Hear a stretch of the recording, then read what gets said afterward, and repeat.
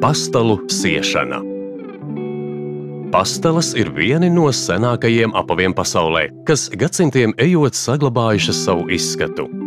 Ieskatīsimies sēļu sētā, lai uzzinātu vairāk par šiem vēsturiskajiem, tradīcijām bagātajiem apaviem.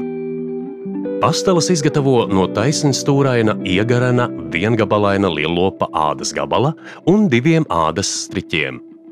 Purna un papēža daļas, kā arī sānu malas tiek uzlocītas uz augšu un savilktas ar ādas striķi, kas izvilkts cauri viengabalainajā materiālā iegrieztām garām acīm.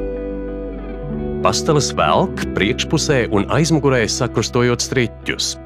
Izveidojot 2 austiņas, pa vidu liek kāju.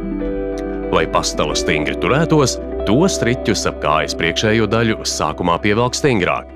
Tad priekšpusē sakrusto un tin ap kājas apakšējo daļu virs potītes. Galus nostiprina, uzsienot 2 mezglus un tad savirpina ap kāju.